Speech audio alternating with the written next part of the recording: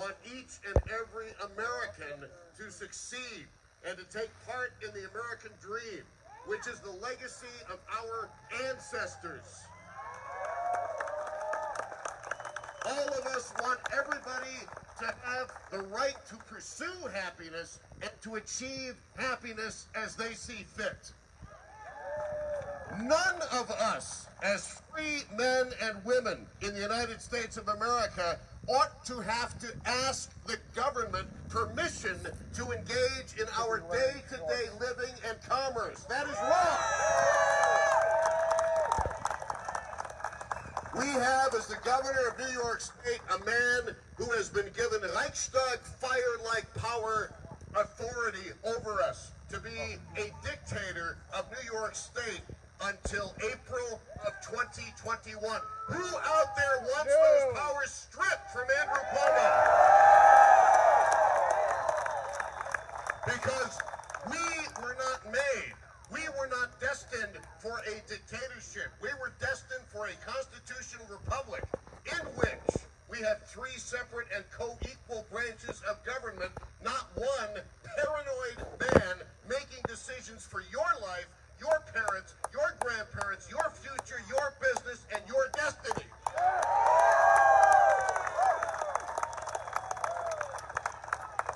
Now, we have people coming up who are far more eloquent than I. But before we do that, I would appreciate, as we have an individual coming up on stage, Lenny Early, who is a Vietnam veteran who will recite for us the Pledge of Allegiance.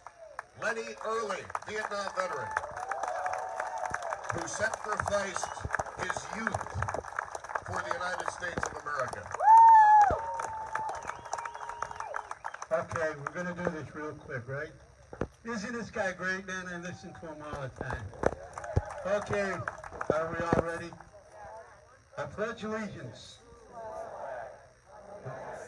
to America and to the republic for which it stands, one nation, under God, indivisible, with liberty and justice for all. Thank you. From the Vietnam vets here, all those guys. If you would kindly remain standing, those of you who are able to comfortably do so, obviously those of you with physical liabilities, we completely understand you're not making a statement other than, I can't, Tom, because my back is sore. We will now have, thanks to Jonathan Rogers, our sound man who has donated his talent today, the national anthem of the United States of America. One national anthem for one country and one people, America.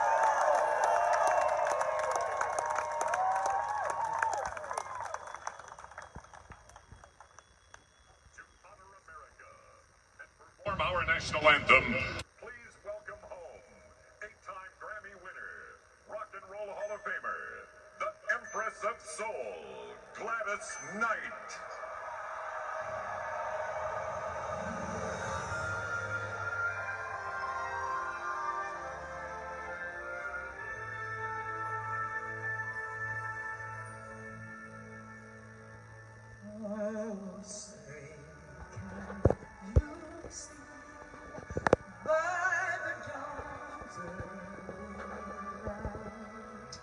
What so proudly we at the twilight's last gleam, whose broad stripes and bright stars through the perilous fight, for the ramparts we watched were so gallantly streamed. And the rocket's red flame, the bombs bursting in air.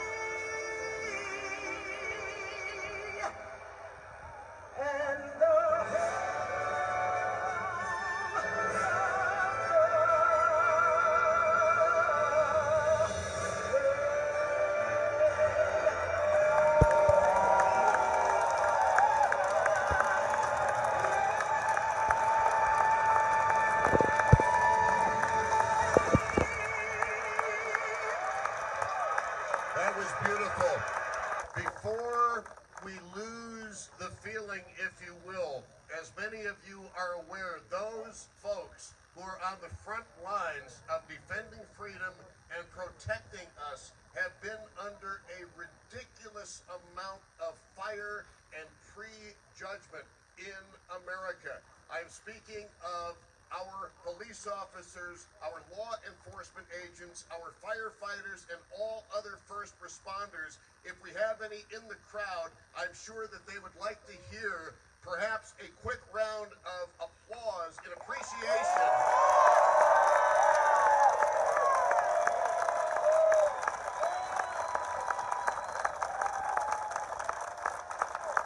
the job they do is difficult. The job they do is thankless. And as we saw in California within recent days, the job is truly dangerous. People are being targeted simply for the uniform they wear, which is the uniform of law enforcement, the uniform of justice. And every decent police officer, I assure you, joins in the condemnation of those who are not decent, because the indecent ones make everybody look bad. And I would just like to personally thank whatever their ethnicity, race, creed, or color, all of those who have felt the calling to be law enforcement agents in the United States. And thank you for your fellow support of these brave individuals who see more human decadence, destruction, death, mayhem, and senseless violence than most of us will see in a lifetime. And sometimes that can happen on one shift. And they ought to be appreciated. We appreciate our police officers. Now, let us hear from somebody in a position to make change. Let us hear from someone in a position to support President Donald Trump. We welcome to the stage Congressman Chris Jacobs.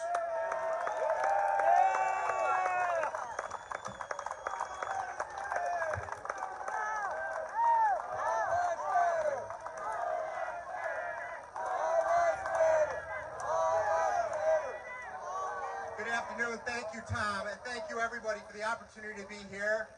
My name is Chris Jacobs. I'm your new congressman in the 27th Congressional District. And I have the great pleasure to get to beat Nate McMurray one more time in November.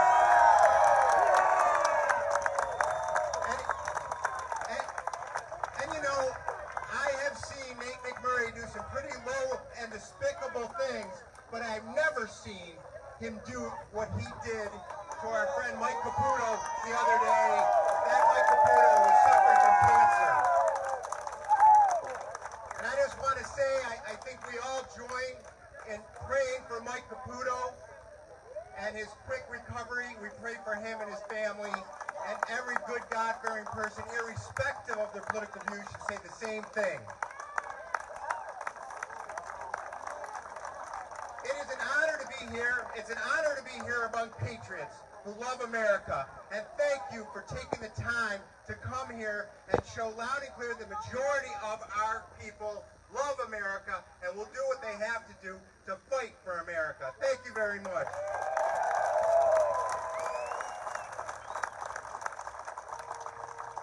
We are in times like we haven't seen in a long, long time in our country, maybe ever. We have the elites in Hollywood, our media, and others, activists that we see. I don't want to give them the credit of protesters because they're not really protesting for anything other than trying to tear down our way of life. That we have to unify and say, no, this is not acceptable. And that's why being here today is so important. I want to echo what Tom Bauerle said about supporting our men and women in blue. And I wanted to just say, I want to thank anyone who has or is wearing a uniform. We respect you, we thank you, and we honor you.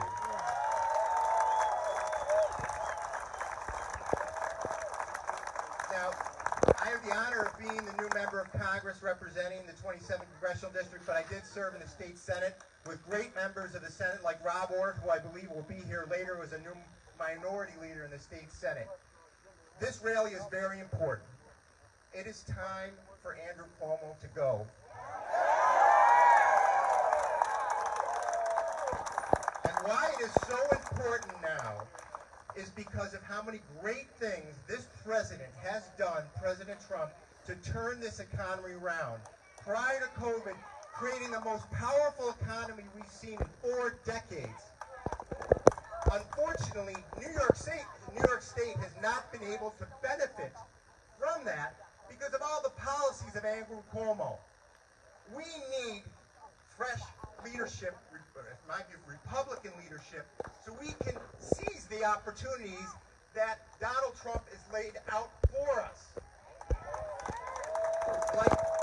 Like cutting our taxes, like standing up and fighting against bad trade deals, and saying we will not negotiate deals if they're not good for America. Standing up and saying China is a communist nation. They are not our friends. We're going to bring back manufacturing. We're going to bring back our farming. That is good for our economy, and it is good for national security. And we need to secure our borders. I will also say this. I used to be your county clerk. It was an honor to defend the Second Amendment in the clerk's office, running the pistol permits division. I've done the same and fought in the state, and I will do the same to defend your right to bear arms and exercise fully the Second Amendment. I just wanted to close with a personal story. You know, it's been a great honor in the last 10 weeks to represent you in Washington. It was a great honor to receive the endorsement of Donald Trump. Recently, I was invited to the White House, the White House lawn, but I was getting close to the White House, to hear the president's acceptance speech to the Republican nomination 3 weeks ago. It was one of the most inspiring events I've ever been to. I was very excited to go. My wife was even more excited to go because my wife was born in communist Czechoslovakia. Her parents escaped when she was 4 years old, and her father always says, people just don't know how close they are to losing their freedom. That happened in my country, and that's why we came here. We need to wake up. We went to that event at the White House and heard all the speeches on the video before from the convention, the inspiring speeches from many people all over the country, personal stories of what this president did personally to them and policies that he's enacted. And then concluding with that incredible speech of President Trump, laying out all the significant things that he has done over the last 3.5 years and his vision for the future and making America what we want it to be. We left that event 11:45 in the evening out of the White House compound, and then were confronted by all the protesters that you probably saw on TV. We were fortunate enough that we walked at another gate where there was less protesters than what Senator Rand Paul and Dan Bongino, who really were in fear of losing their lives, and legitimately. But it was one of the more scary events. People yelling and screaming, threatening, saying things to my wife I'll never repeat. I saw one 21-year-old punk say to a black man, criticizing him for going to the Trump event. How about that one? So anyway, as we were leaving and finally got into safety, I said to my wife, I said, what we just experienced tonight, going to President Trump's speech, and then leaving and seeing the utter opposite of the hope and America we want in the protest, that is the choice. That is the stark choice that we have in this election. Which road? So I'm going down the Trump road. You are all going down the Trump road. We're going down a road that will honor America, will respect the institutions that made this country the greatest country. Do we have problems? Of course we have problems. We strive always for a more perfect union, and that's what we always do. But we're going to do that loving our country, honoring our country, honoring our men and women in blue, honoring our military, and denouncing what we are seeing in Portland, and we've seen in Buffalo and Rochester and other places, which my opponents condone. So with that, I will leave you with one other thing. It would be a great honor to serve you for a full term, and I ask for your vote in November. But absolutely more important than that, we need Donald Trump back in office. Please get out and vote. I see people registering here. Thank you for registering and vote. Tell your neighbor to encourage them to vote. If you have any friends that are in significant swing states like Ohio and Pennsylvania, Michigan and Wisconsin, Florida, we need to get those states to win. This is going to be, I have a 2-year-old. This is going to be determined for the life that she lives and the America that she lives in. This is nothing more important than this vote in November. I thank you for the opportunity to be here. Thank you for being here today, and let's go win in November. God bless.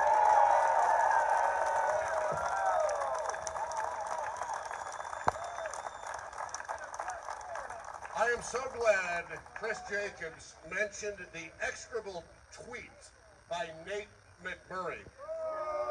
Who among us, however partisan we might be, upon hearing of a cancer diagnosis of one of our adversaries, their first thought is, I wish death for no one. We do not operate that way. And Nate McMurray, if you go back and you look at that tweet, for as caring and kind and heartfelt, and I'm in this for the little guy, I'm in this for humanity. Read Nate McMurray's tweet, and I will show you a tweet of a very low skunk individual. Nobody talks like that of someone who has just been diagnosed with cancer. Speaking of illnesses, one of the reasons you are here is because you have not seen your mother, your grandmother, maybe your spouse or your brother in how many months because of Governor Cuomo's COVID restrictions. Governor Cuomo began to weaponize COVID shortly after it became a pandemic. And folks, if you go through the time machine, you will find that Governor Cuomo praised President Trump for sending the hospital ship to New York City. He praised President Trump for converting the hospital ship into a COVID ship. He said nice things about President Trump for the work done at the Javits Center. President Trump's thanks from Andrew Cuomo, nothing but political barbs at these so-called daily news conferences, which are absolutely disgusting. To weaponize a disease is very, very low, and yet Andrew Cuomo is doing it. And may I remind you, when Western New York was on the verge of our expected peak in COVID cases, Andrew Cuomo threatened and was ready to send people from Albany to our area to take ventilators to take them to New York City. In other words, Governor Cuomo was willing to sacrifice your grandmother in Depew, your father in Cheektowaga, for somebody in the Bronx or Queens. And we know where Governor Cuomo's priorities are, and we ought to keep that in mind the next time he comes wheedling for a vote here in Western New York. Many businesses have been affected by Governor Cuomo's diktats on COVID-19. And we'd like to bring up Ron Grottinelli, owner of Hagarosa Campground, and he was a special target of Governor Cuomo and his agents. Thank you very much. All right, my name is Grot, and I am an American. I was brought up to believe that there were certain unalienable rights, but apparently King Cuomo, due to some temporary powers that have been granted him, believes that he can override those rights. The Constitution was written so that no one man or king would have power over we the people. We have been subjected for the last 6 months to the daily soap opera as the world turns, according to Cuomo. I'm glad somebody got that. I like that. Instead of doing those daily reports that were trite and over again, he should have been having a exercise program for at least a half hour of that, because exercise builds your immune system, and that's what we need. Most of those people that we've known that have gone through it and had the worst flu season over the winter and before it was known that it was COVID, but they got through it. And that is because their immune system was strong enough, and our immune systems are strong enough. And if you've got an underlying freaking problem, well then stay away. We don't want to quarantine the healthy because they're the ones that are going to keep everything going for the rest of us. And Cuomo could have also hired his brother to get out there and do the exercise, that bonehead. And then, yeah, Frodo. I heard that wasn't his name, but yeah, we'll call him Frodo anyhow. All right. Fredo, whatever, he's a dog, I don't know. So anyhow, the other thing that he should have been putting out there for us is eating properly. Not necessarily being a vegetarian, etc., but taking supplemental vitamins, a multivitamin, taking excessive freaking vitamin C, taking the zinc. Thank you. See, I don't need a prompter. I get the stroll over here. All right, there's definitely a lot of things we can do, and actually, it's not over yet because the flu season's coming up. And that's what we've got to do. Starting today, do the exercise. Even if you're watching the Idiot Box and you have to get up and walk around every commercial, just go into the kitchen and back. Just make sure you pass the refrigerator. But that's what you need to do. And get those vitamins that you need that'll help beat this thing, because this definitely is a fast-spreading virus, but not necessarily a very strong one. We have what it takes. I mean, God created us and he knew everything that we would be going through from day one to the very last day. And he made these bodies so that they would take all that stuff that was going to be thrown at us as long as we paid attention. All right, now,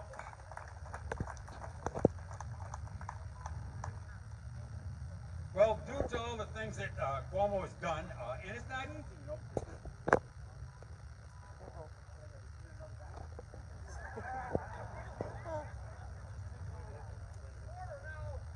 Check 1, 2. 2, 1. Okay, I thought I had to put in another dime. It's just I hit the button, you know. I was waiting for the hook to come off and decide to pull me off the stage. Well, Cuomo actually has a really tough job. Do you think it's easy to come up with those main dates, you know, day after day, according to science? Or so he says. Most of them contradict each other to the point where I wonder if he was actually a writer for Saturday Night Live. Okay, since the end of July, hospitalizations in Erie County have been averaging right around 28. Not 28 new ones a day, but 28. Now, where does that become a pandemic? 28 people in the hospital. All right, and the numbers, those are the numbers I want to see. I don't want to see the numbers day after day of the people who have it.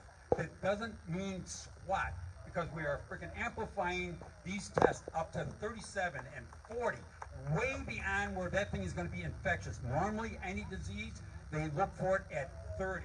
So we're going way and way beyond something that's never going to affect us, but that adds to their numbers, needless to say.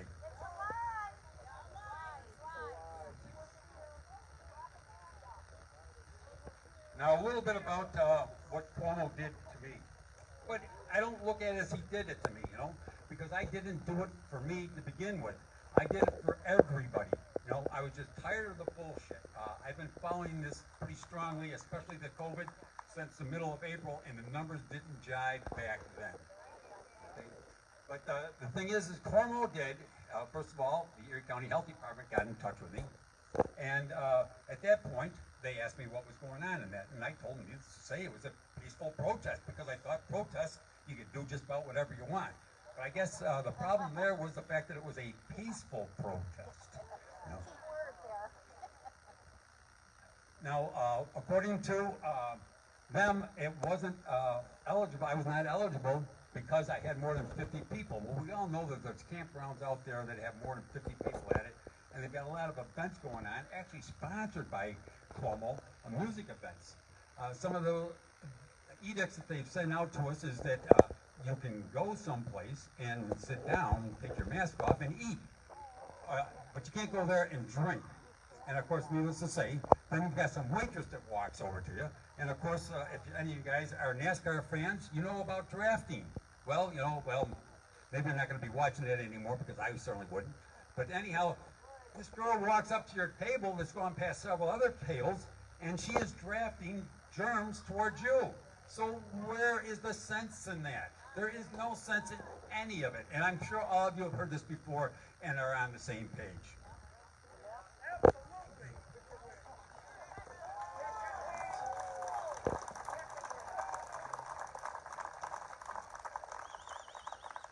Okay, so anyhow, what they did is they talked to me and such, and then they sent me a they sent me a cease and desist order.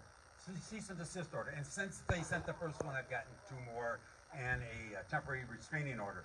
Well, I looked at them as more or less guidelines, because basically, what they were guidelines as far as I'm concerned, because I don't remember signing over a proxy for my health or my rights as an American to Cuomo. Any of you do that? So apparently we poked the bear pretty heavy. Now he did is he sent 12 state troopers down to the end of my road. Basically they were there to warn people of this, that, and the other thing that COVID might get them, etc. But all of them were sitting in cars that had masks on, so I guess I shouldn't have been talking to them. So they, besides the troopers that they had sent, they also had sent cease and desist orders to the bands that were playing at the event. And in that cease and desist order for those bands, they specifically said to them that if they did not comply, that they would confiscate their equipment and possibly go to jail.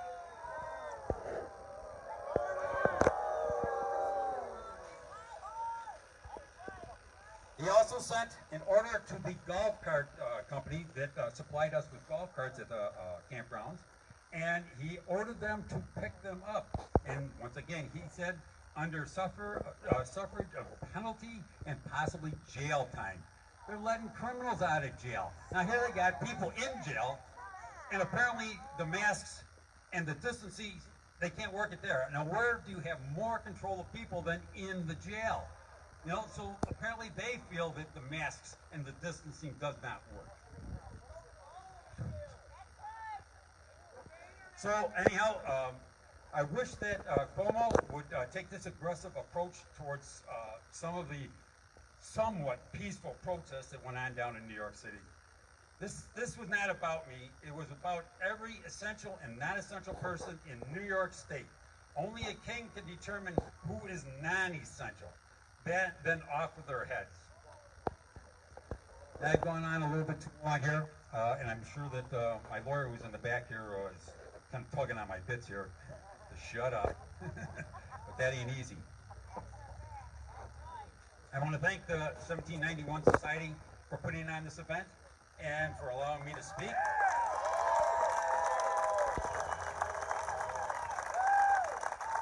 And I want to thank all of you for coming, the silent majority, because we're not going to be silent anymore.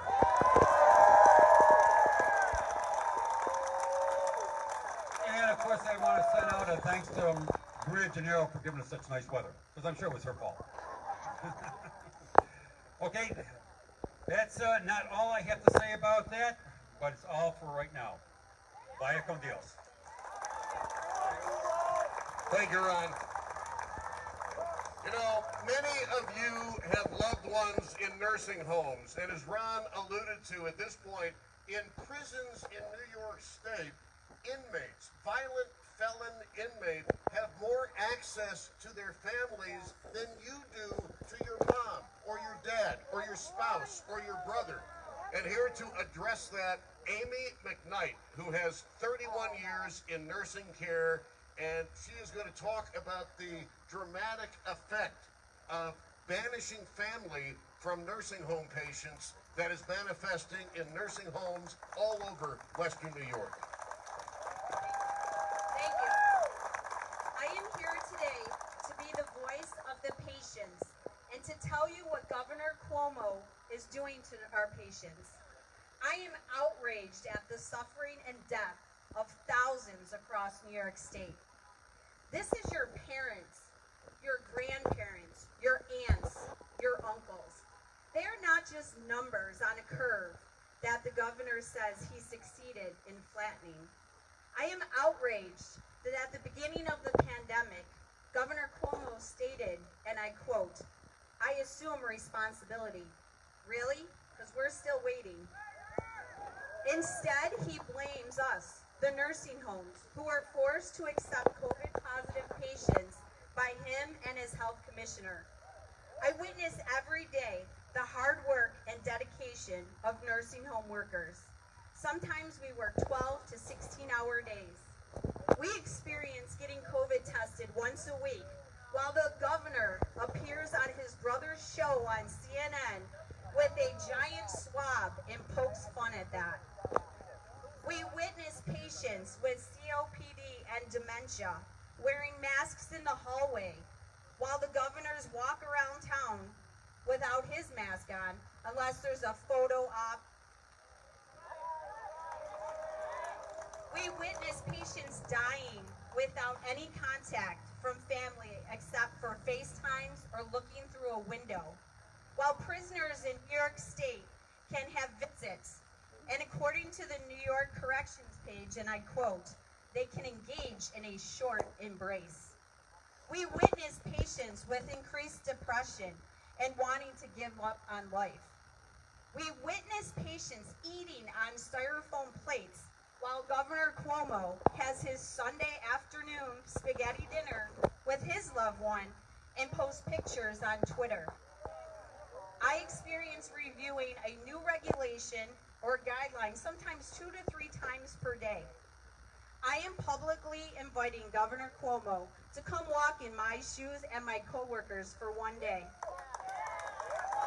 to experience raw hands of the countless hand washes we go through every day, have a raw face from wearing PPE, to experience patients crying for their loved ones, to experience staff members crying together in a corner from the pressure of caring for the patients that we all love and consider our own family. But he won't, because he's a coward. Governor Cuomo has blood of thousands on his hands. We need our leaders to push investigations of him and his health commissioners. Thank you and have a good day.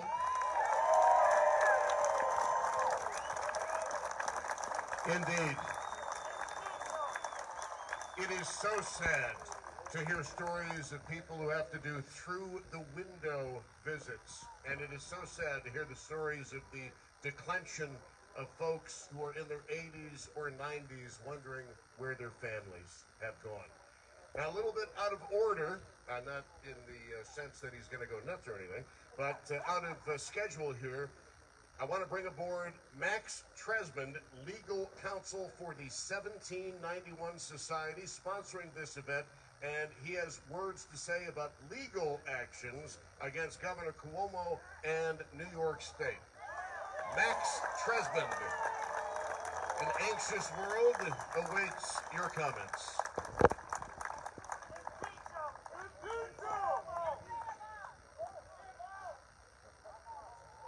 Do we have Max Tresmond in the house?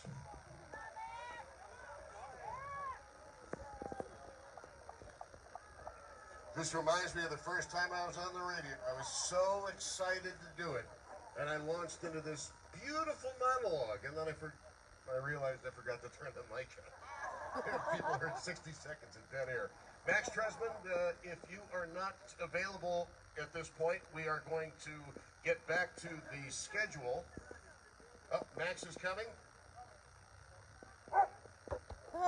Apparently, this is a dramatic pause that he learned in trial tactics in law school. Max Tresmond has been a friend of the Second Amendment for many, many years, back during the dawn of that wonderful day known as NY Safe. The Tresmond law firm immediately began lobbying against it and using its legal resources and skills to fight New York safe. Because after all, no one needs 10 bullets to kill a deer. Max Tresmond.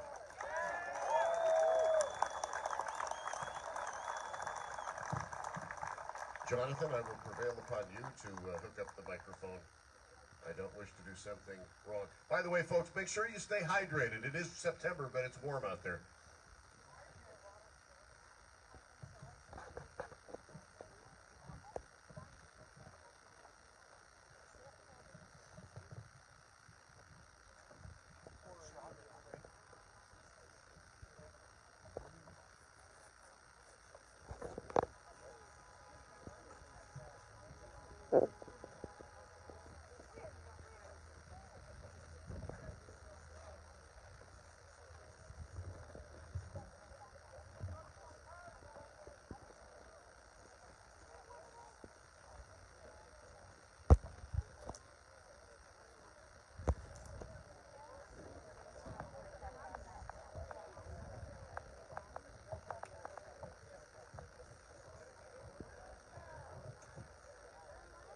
Good afternoon, Hamburg. How's everyone doing today? It's a pleasure to be here with all of you. You know, this brings back a lot of memories for me. I haven't given a speech on the steps of Hamburg Town Hall here for, well, just a little bit over 14 years. The last time I was here, I was giving a speech in support of science and reason. Can you hear me? How's this? All right. Can you hear me now? All right, well, we're not here to discuss science or reason or Willard Quine's ontological commitments today like we were here 14 years ago. I'm here to talk to you about constitutional law. And as most of you know, I'm a partner at Tresman & Tresman. We offer bankruptcy services and elder law practice in downtown Buffalo, but I am Hamburg born and bred, spent my entire life here, and I'm happy to be here today. So, in the commentaries on the Constitution of the United States, Justice Joseph Story wrote that the rights of the citizens to keep and bear arms has justly been considered as the palladium of liberties of a republic. Since District of Columbia versus Heller, opponents of the individual right to keep and bear arms have called into question the issue of whether or not this right will be protected for much longer. 10 years have come and passed since the United States Supreme Court incorporated the right to keep and bear arms against the states through the liberty provision of the Due Process Clause of the 14th Amendment.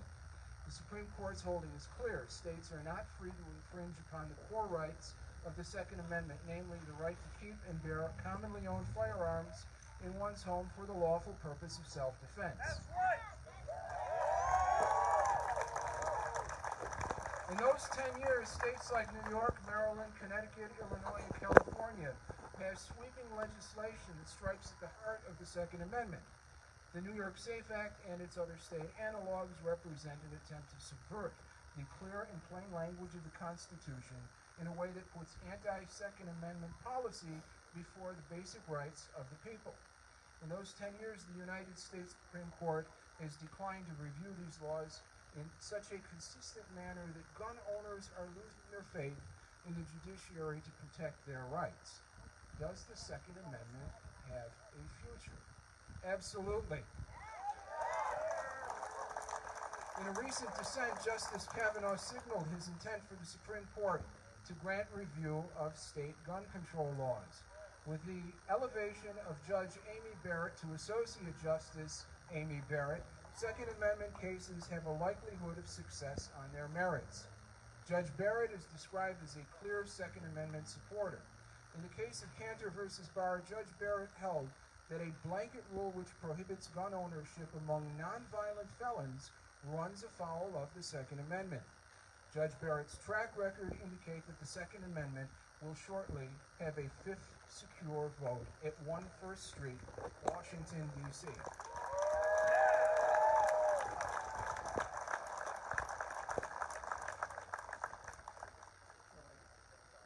So, obviously, our cases going forward have a likelihood of success on the merits.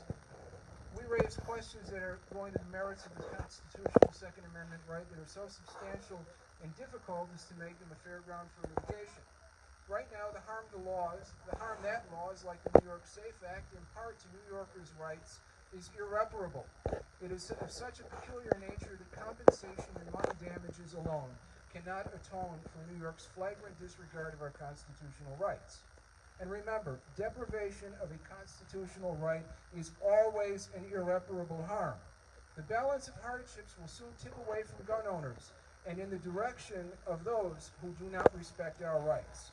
We have some very important cases coming up, including the People versus Tucker, which is now at the Second Amendment pending review from the Supreme Court.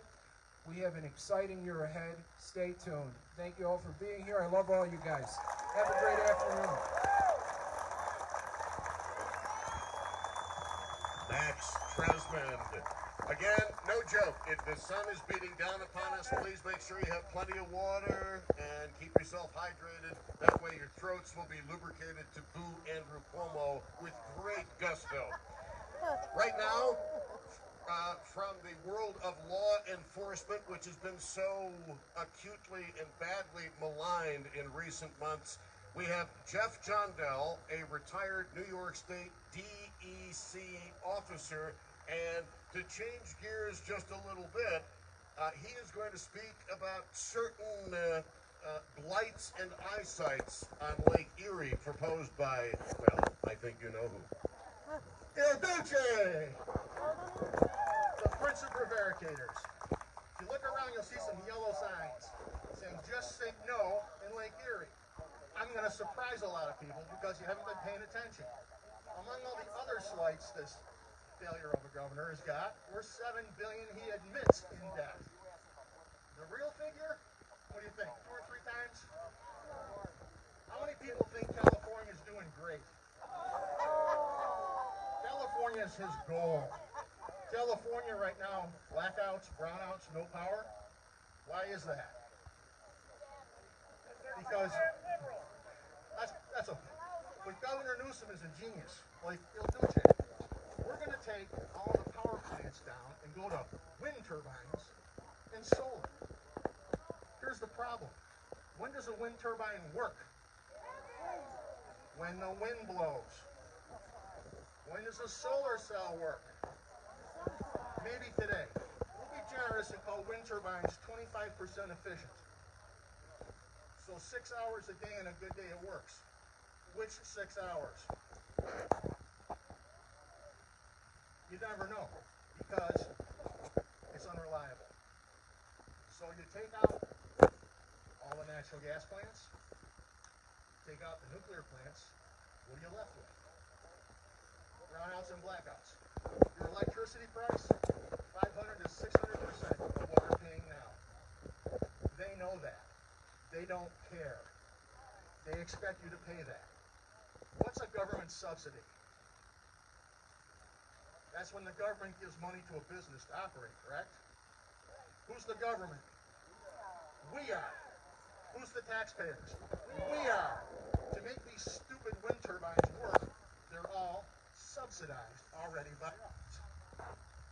We're going again? So you're already paying for it. And now we're going to charge you 500, 600% for what you're already paying for.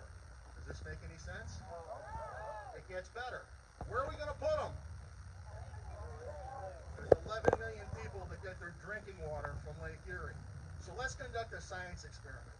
Let's put initially 50. We're going for 1,500 or 2,000 of them. These wind turds out in the lake. Let's lay all the cable, stir up all the sediments for the last 170 years, all the hazardous stuff that's down there. Pour the concrete, put these millions of tons of steel and stuff down there, screw with the current, screw with the sand, screw with the sediments, put it in your drinking water, charge you 5, 6 times for it. Oh yeah, we can't purify the water from that stuff. Tell me how that makes any sense. It's a huge fraud. It's a huge scam. Who benefits? None of us. What works? What's the reliable, renewable resources that works? Hydro. Natural gas. Well, coal works, but nuclear works better. The problem with this is the way the grid is set up, right now we can't even tie into these absurdities we've been looking at for years. So they're making power in a little spot right there. They can't tie into the grid. We can't ship that power anywhere because the grid can't accommodate it. We need to upgrade the grid. We need to make the grid secure from our enemies in the world. It's already compromised. Upgrading the grid is going to give us approximately 30% savings each and every day at our energy use. What percentage of our energy right now do you think is coming from wind turbines and solar? 2 on a good day. So we're going to jeopardize our water, increase your rates 500–600%, make your power unreliable, already take your taxes at page more for 2%. Yeah, 2035 is his goal. It doesn't work. This guy with his catch and release, the prisoners, his reform. Yeah, we're going to lock up people for doing something that's not significant. We'll let the rapists and murderers and the cop killers go. That's okay. The guy makes no sense at all. So we start talking about other things he's planning, and none of them are good. This guy is crumbling under the pressure of this nursing home investigation where he murdered 11,000 people conservatively. And he continues to insult us with the things he wants to do. What are we going to do about it? The ballot box. You got to show up. You got to get everybody to show up with you. New York has got a little problem with population, though. Who's leaving? 75,000, 125,000 people a year. He hopes it's the Patriots, the Conservatives, the Republicans leaving. He tells us that we're deplorables. We're not nodded here. We're not good people. We believe in, one man, one woman marriage, Bible, Second Amendment. Not New Yorkers. Then we throw his tax cuts on it. We're losing that many people more than any other state in the country. And we're losing our business. Without my hearing aids, I think I'm shouting. So again, what are we going to do about it? Yeah, you can vote from home on paper, but go to the polls. Drag them with you. We've got to get rid of this guy. He is not our... There's no way I know to impeach a sitting governor in our Constitution in our state. And there's no provision for recall. If you can catch them, you can tar and feather them. That's on you. You'll have a lot of support. So taxes, population shift, population loss. Where are we going? What's going to be left of this state? The Cuomo people have put those lovely steel wind turbines down by the lake. Everybody see them all down there, not moving, not using anything. Very productive. We're going to spend another $40 million to put new blades on them. Those blades are not recyclable. They're fiberglass. Guess where they go? Landfills at great expense. What we have out there is a natural conservancy. We have a Ramsar area for wetlands. It's a critical bird area. Those wind turds aren't supposed to be within 3 miles of the lake. They put them right on the lake, and now we're going to reblade them without an environmental impact statement. Is it just me, or is that nuts? It's nuts.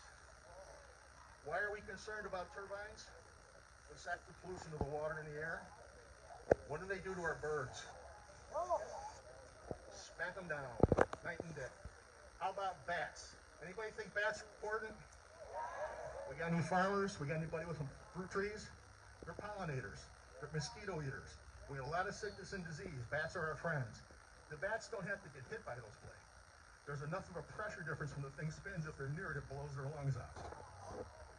And they want to claim they can't find the bodies on the ground. They can't prove that it happens.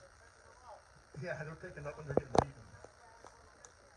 Now, the other thing with these blades is, these wind turbines, or wind turds I call them, they lose 4.5% or more of their efficiency every year. They try to tell us they're going to be efficient and work for 10, 15, 25 years. More like 8 or 10. Less efficient every year. They start on fire. How do you put them out? Can't get to them. What happens to the hydraulic fluid, the lubricants inside? Goes in the lake. The blades freeze up.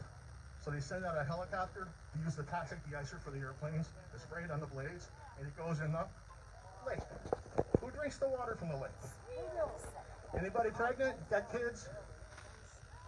This is not a good thing. So again, we go on and on with the absurdity of it and what they want to tell you. And what they want to tell you, it's not the truth. We get lied to and lied to every day. Intermittent supplemental power, okay. If I'm in Africa and there's nothing else, okay. But to try to make a system that works on wind turbines, what do you have to have? You'd have to have a lot of wind turbines wrecking the view, wrecking the environment. making pollution to solve pollution. But then you gotta have batteries. These things need these rare earth metals to work. There's a very finite supply. It's very expensive and limited. Our friends in China have control, and they use slave labor and child labor to dig it, sometimes with their hands. The amount of stuff that's available, this rare earth material, there isn't enough to take care of the needs of Germany. Just a little state of Germany for the batteries and generators they would need. What are you going to do with the rest of the world? There isn't enough. Everybody's got their smartphones out. Guess what's in there? You need those rare earth materials, and there's just not enough supply available to do what they're promising us. Again, more lies. Can you hear me now? Okay.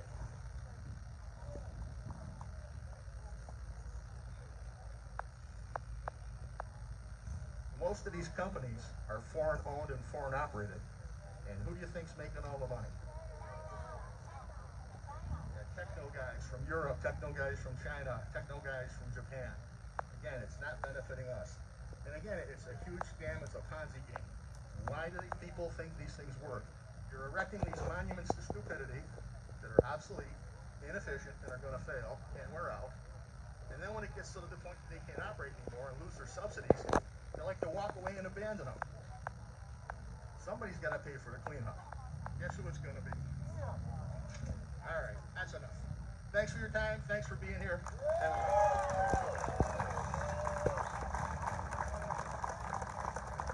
Thank you very much, Jeff John Dell. And now, how many of you have been banned from or put in Twitter or Facebook jail? Yeah. How would you like to have 203,000 followers on Twitter and wake up one day and find that you are not welcome anymore on Twitter? We bring aboard, there's several ways I could pronounce this. I'll do it the English way. Susan Gaeta. Hi, everybody. Yes, I've been on social media, Twitter, for 7 years. I'm working very, very hard to get the president elected and support him. And one evening, and I have 209,000 followers, one evening I had retweeted the president, and all of a sudden my account was gone. I've appealed. They told me, you're not coming back. Sorry, thank you, goodbye. So your voices are being suppressed. Every single one of us, a conservative that supports the president, they don't want the truth.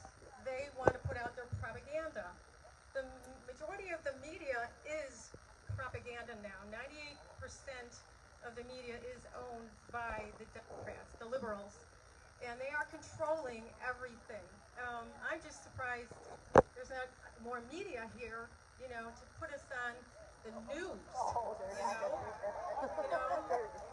So, I've spent so many hours trying to get the truth out. The truth is, we have a Marxist in Albany.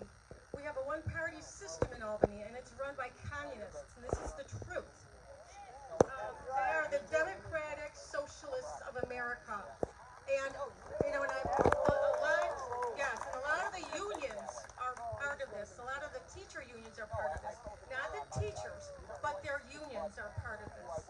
Now, their goal is to dismantle all private property. How many of you have your biggest investment in your private property? They want to rezone your neighborhoods. They want to put multi-family homes in your neighborhoods. You've worked hard all these years, and they're going to come and they're going to try to take it? I don't think so. That's why we're a Second Amendment pack. Once you lose your First Amendment, you lose your Second Amendment. They're gone. Our Constitution is gone. That is exactly what they want to do. They want to dismantle our Constitution and our rights and our freedoms as Americans. Well, I say, forget that. You're not going to, so we're fighting very, very hard. Even though Twitter, maybe 10% of you are on, we're fighting very, very hard to get the truth out to everyone so that they can understand what's going on. Also, I wanted to touch on this very, very quickly. Voting is so important. Boots on the ground. Get into your voting stations. Vote in person. And if you can't do an absentee ballot, the mail-in voting does not work. It is fraught with fraud. There's enough fraud as it is. Google is going to affect approximately 15 million votes. Okay, we have Hillary Clinton, talking about, woo, Hillary, right? Yeah, she hates me. I call her Propaganda Hillary, the Propaganda Queen. And so I was one of the 200 in a political article, and she accused me of being a Russian asset. And I was the one putting out propaganda. Okay? Your vote counts, and I know so many people. How many people do you come across who say, "Oh, my vote doesn't count"? Tell them, you get off your ass and I'm sorry for swearing, but you go vote, because we can take this state. We can take it. We can turn it red right now. Yeah. We have only 6 million people voted in the last election, 2018. Okay? Cuomo only won by about 1.5 million votes. Come on, people. We can turn. Yeah, we have 19 million people in this state, and only 6 million voted. That is sad. People need to know how important it is. They're like, "Oh, well, the electoral college." Well, that's based on the popular vote. If we take the popular vote, we get to take the president. We get to pick our president.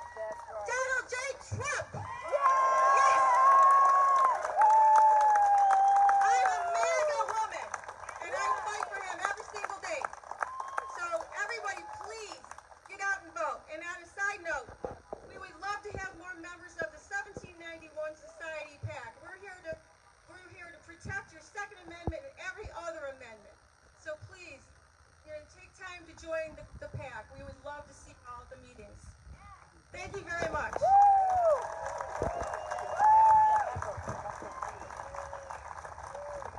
And, she mentioned Marxists, and one of the things Marxists and communists love to do, they love to divide people. And over the summer, I noticed that they were using race to try to divide America. Do not let the communists drive a false wedge between white folks and our black brothers and sisters, who are always welcome to get off of Democrat land and become Republican and Trump supporters.